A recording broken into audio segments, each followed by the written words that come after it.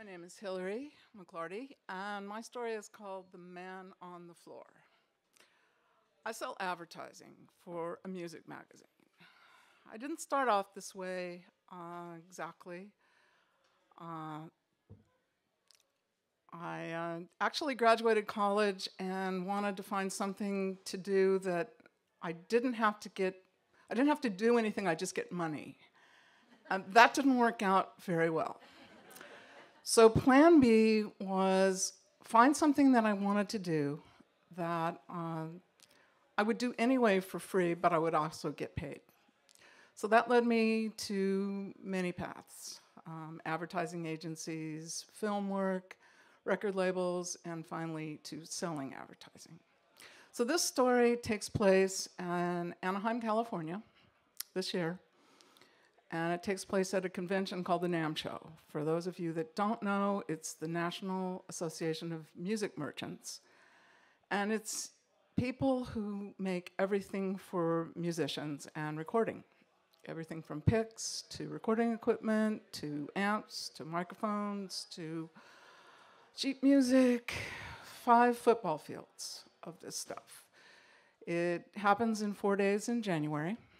And if you wanted to see every single booth, you'd need about 5 days. So you have to work quickly and be selective. So because I work for this music magazine and because of the way that I sell ads, which is very personal, I like to get to know people. I like to get to know what they do, what they want, what they need. And I try to interest them in what I have. And if it fits, then I make an ad sale. And try not to lie to people. Lying is not in my playbook. I often tell people if I had a crystal ball to tell me what would work and what wouldn't work in advertising, we'd all be very wealthy. But I don't have that. So all I have is kind of a gut instinct and a personal relationship with people. So I go to this convention, and by the way, at this convention, the bar opens at 10 a.m.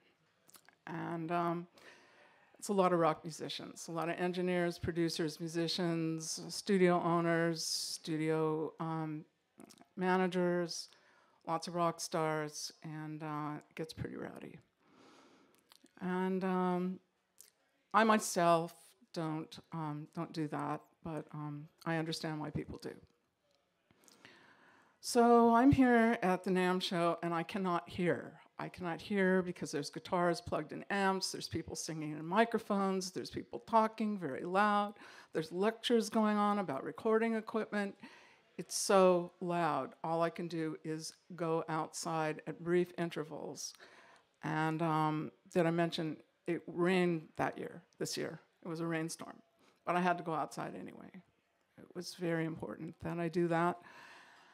And so I'm trying to make my way through this convention, and my boss is texting me about every 20 minutes saying, did you see this person? Did you see that person? And finally he texts me and says, by the way, Molly called, and she said she wants to place an ad.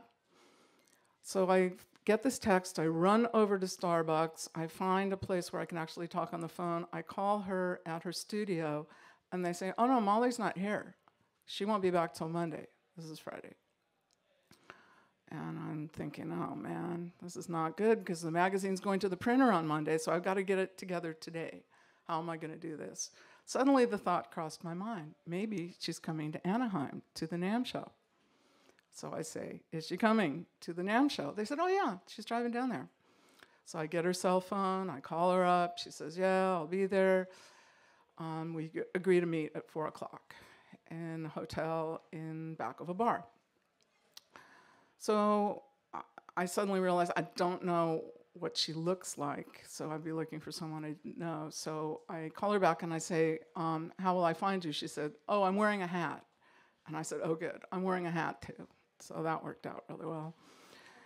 And so if she finally gets there and we're sitting on this bench and we're talking, we'd never met before. She's telling me about her studio. It's very large. It can record an orchestra, talking about her clients, the kind of people that that come there.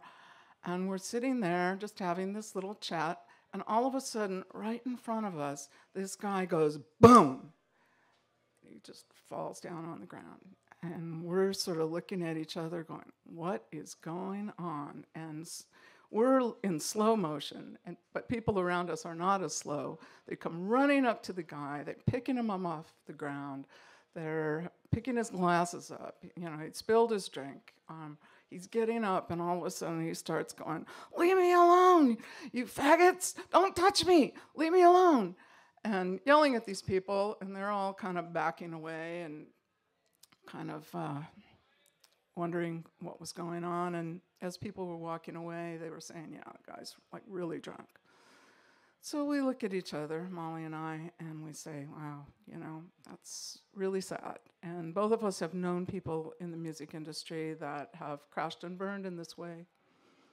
And it's not a pretty picture. So we get back to what we're talking about. We end our conversation.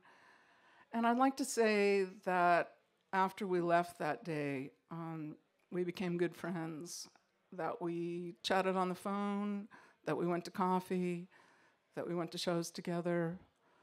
But it really wasn't like that. It was an ad sale, half-page ad for February 2017.